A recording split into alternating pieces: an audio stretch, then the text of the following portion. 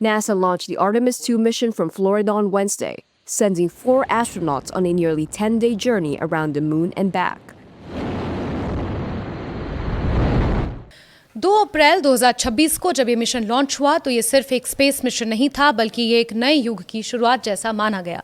पिछली बार इंसान चांद के आसपास अपोलो मिशनों के दौरान गया था और उसके बाद इतने लंबे समय तक ऐसा कोई मिशन नहीं हुआ जिसमें इंसान चांद के इतने पास पहुंचा हो। आर्टेमिस 2 को अमेरिकी अंतरिक्ष एजेंसी नासा ने लॉन्च किया है। इस मिशन की सबसे खास बात यह है कि इसमें इंसान सवार हैं।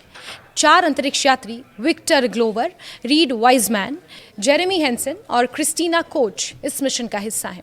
ये चारों उन स्पेसक्राफ्ट में सवार हैं जो धीरे धीरे चांद की ओर बढ़ रहा है। इस मिशन को SLS यानी स्पेस लॉन्च सिस्टम रॉकेट की मदद से लॉन्च किया गया है। ये अब तक का सबसे ताकतवर रॉकेट माना जाता है, जिसे खास तौर पर इंसानों को गहरे अंतरिक्ष में ले जाने के लिए तैयार किया गया है।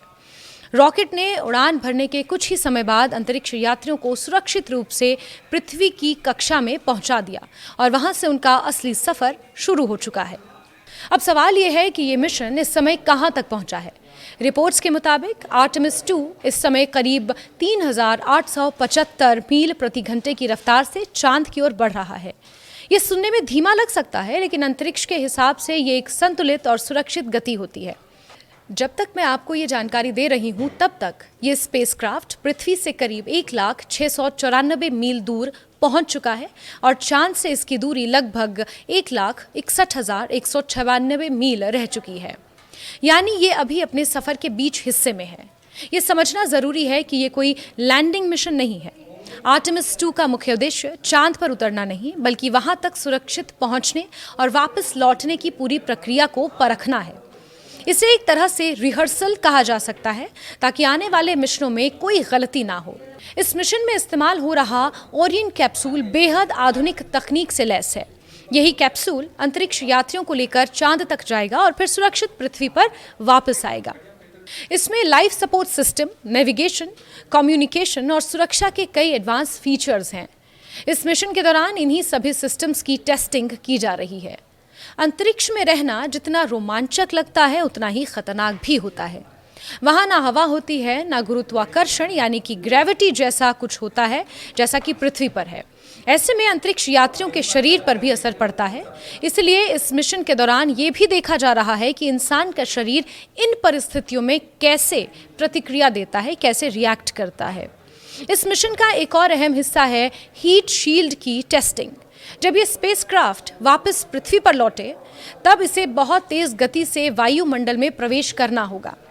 बताया जा रहा है कि वापसी के समय इसकी स्पीड करीब 40,000 किलोमीटर प्रति घंटा होगी। इतनी तेज गति पर घर्षण की वजह से बहुत ज़्यादा गर्मी पैदा होती है, यानी कि हीट एनर्जी ज़्यादा रिलीज होती है। ऐसे में हीट शील्ड का मजबूत होना बेहद ज़रूरी है, ताकि कैप्सूल और उसके अंदर मौजूद लोग सुरक्षित रह सकें। अब बात करते हैं कि ये मिशन इतना अहम क्यों माना जा रहा है। आखिरी बार जब इंसान चांद के पास गया था तो वो मिशन था अपोलो 17 मिशन। उसके बाद से अंतरिक्ष मिशन तो हुए, लेकिन इंसानों को चांद के पास भेजने की कोशिश नहीं की गई।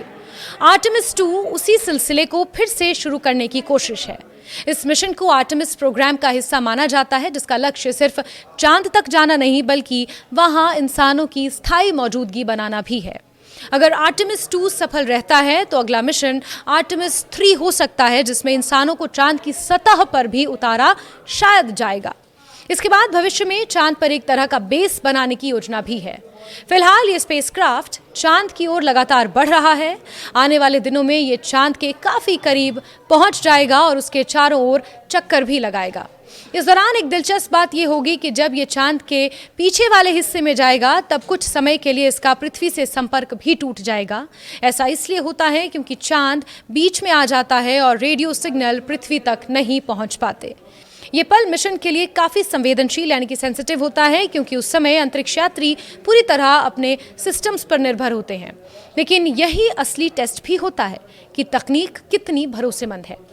मिशन के दौरान अंतरिक्ष यात्री कई तरह के प्रयोग भी करेंगे। वो ये समझने की कोशिश करेंगे कि अंतरिक्ष में लंबे समय तक रहने पर शरीर और दिमाग पर क्या असर पड़ता है। इसके अलावा वो ये भी जांचेंगे कि स्पेसक्राफ्ट के सिस्टम्स कितने भरोसेमंद हैं। जब ये मिशन पूरा हो जाएगा तब स्पेसक्राफ्ट पृथ्वी की ओर लौटेगा। वापसी के दौरान ये वायुमंडल में प्रवेश करेगा और पैराशूट की मदद से धीरे धीरे नीचे आएगा। आखिर में इसे प्रशांत महासागर में उतारा जाएगा, जहां पहले से मौजूद टीम इसे रिकवर करेगी। ये पूरा मिशन करीब 10 दिनों का है, लेकिन इसका महत्व बहुत बड़ा है। ये सिर्फ एक यात्रा नहीं है, बल्कि भविष्य की नींव है। अगर ये मिशन सफल रहता है तो आने वाले समय में इंसान न सिर्फ चांद पर जाएगा, बल्कि वहां रहना भी शुरू कर सकता है। आज की तारीख में आर्टेमिस 2 हमें ये दिखा रहा है कि इंसान की पहुंच कहां तक हो सकती है। ये मिशन सिर्फ विज्ञान नहीं, बल्कि इंसान की जिज्ञासा और हिम्मत का भी प्रतीक है। जिस तरह से ये स्पेसक्राफ्ट धीरे धीरे चांद की ओर बढ़ रहा है, उसी तरह इंसान भी एक बार फिर अंतरिक्ष में अपनी नई कहानी लिखने की तैयारी कर रहा है।